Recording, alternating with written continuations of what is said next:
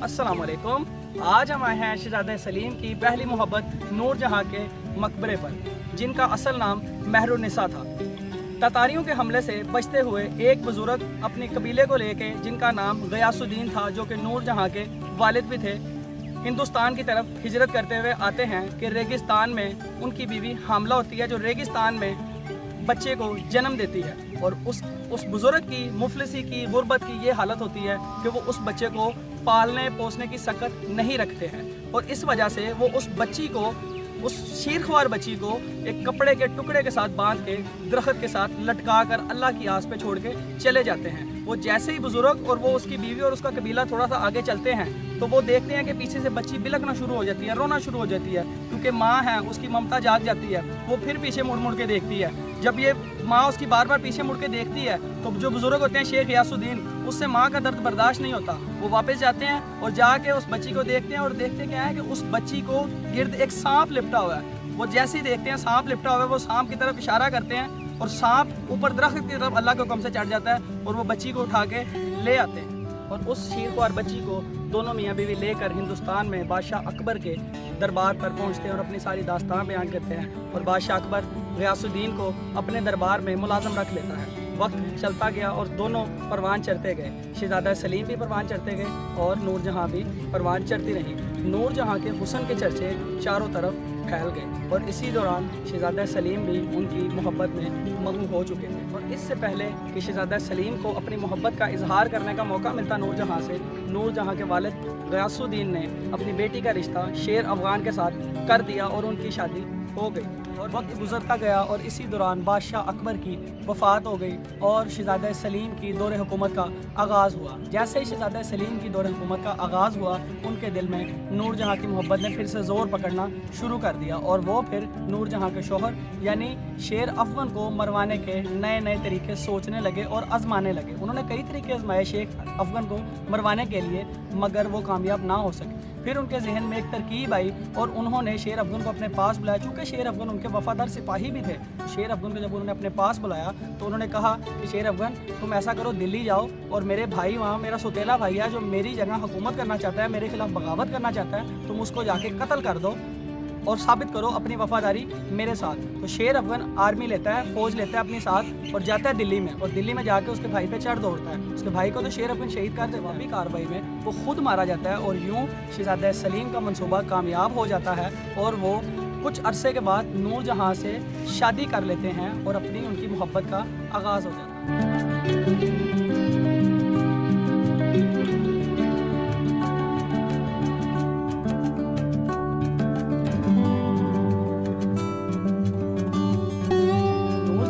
नहायत बहादुर और ज़हीन औरत थी।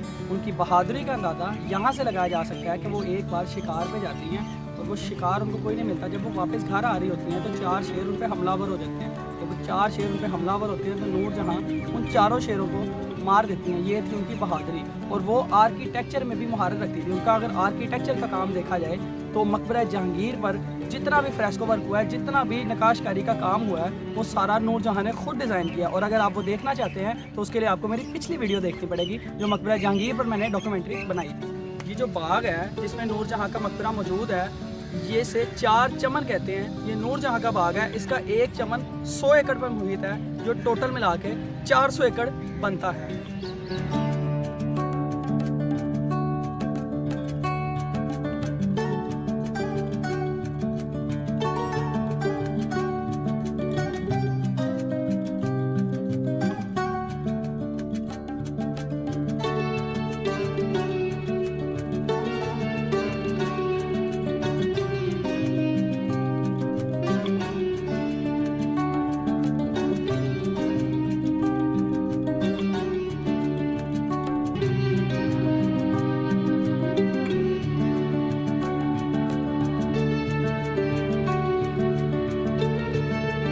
और अब हम मकबरे के अंदर चलते हैं और देखते हैं ये अंदर से कैसा है।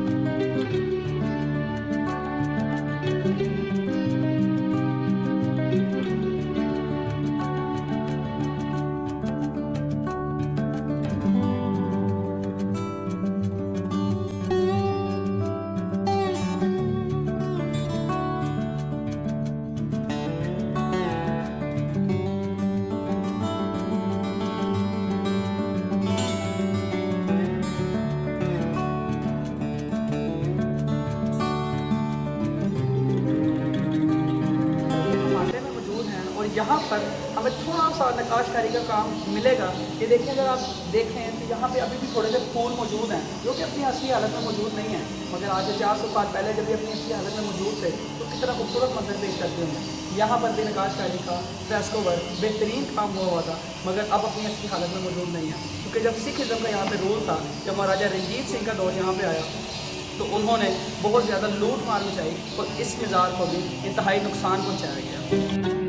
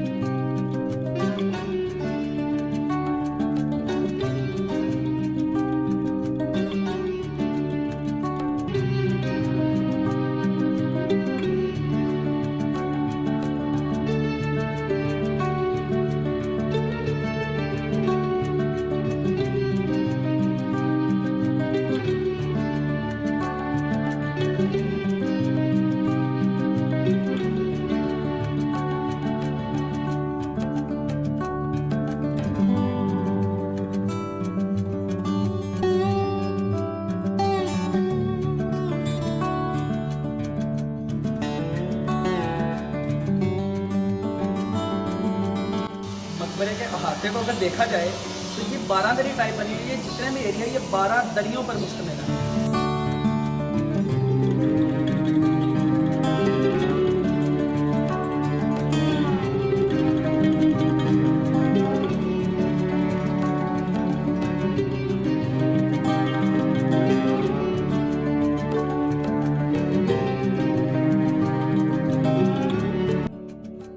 नूरजहाँ की आखिरी ख्वाहिश के मुताबिक इनकी ये ख्वाहिश थी कि जब इनकी कब्र बनाई जाए या इनको दफनाया जाए तो इनकी कब्र के गिर्द 12 दरियाँ बनाई जाए और रोशनदान बनाए जाए जिनसे रोशनी आए, क्योंकि इनको अंधेरे से बहुत ज़्यादा डर लगता था।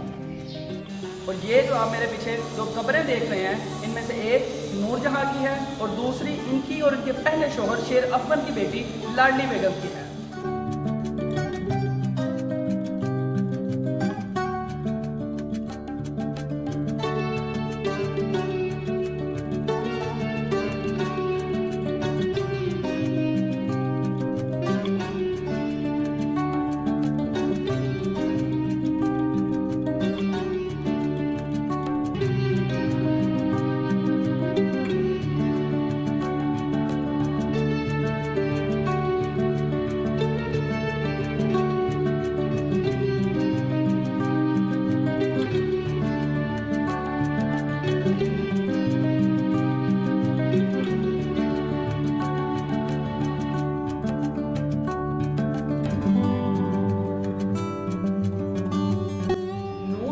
कब्र के बारे में एक दिलचस्प हकायक है जो मैं आपसे शेयर करना चाहूँगा।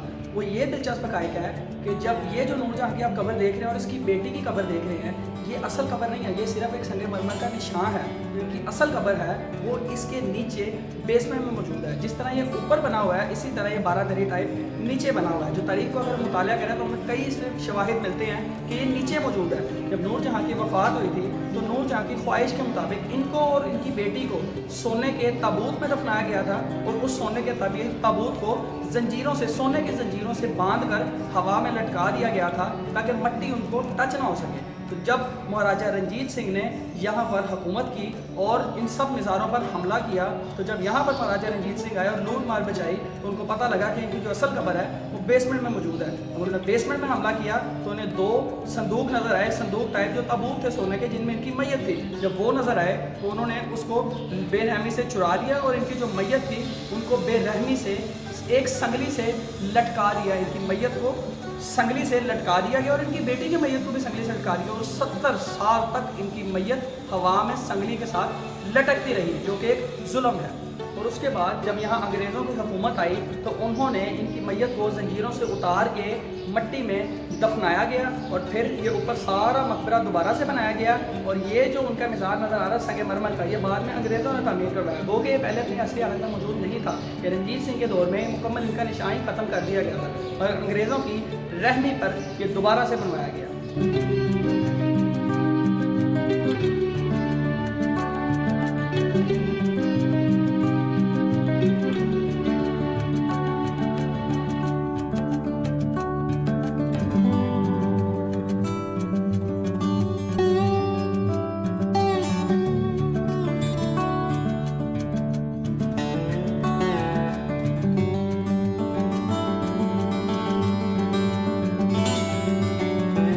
अब हम मकबरे की छत पे आ चुके हैं और यहाँ से क्या ही खूबसूरत सीन आ रहा है मेरे पीछे। और अगर आप मेरे पीछे देखें तो नूरजहाँ के भाई आसिफ जा का मकबरा नज़र आ रहा है और इसके बिल्कुल सामने जहांगीर खान का मकबरा यानी बादशाह सलीम का मकबरा भी मौजूद है। अगर हम आज से 400 साल पीछे जाएं तो ये सारा नूरजहाँ का बाग हुआ करता था, मगर वक्त के साथ साथ ये बाग आबादी में तब्दील होता गया और अंग्रेज़ों ने, ये मेरे पीछे ट्रेन की पटरियाँ भी नज़र आ रही होंगी, अंग्रेज़ों ने यहाँ पे रेल की पटरी बिछाई और ये जो दो दरबार, जो दो मोहब्बत करने वाले आपस में मौजूद थे, ये अलग हो गए सिर्फ इन पटरियों की वजह से।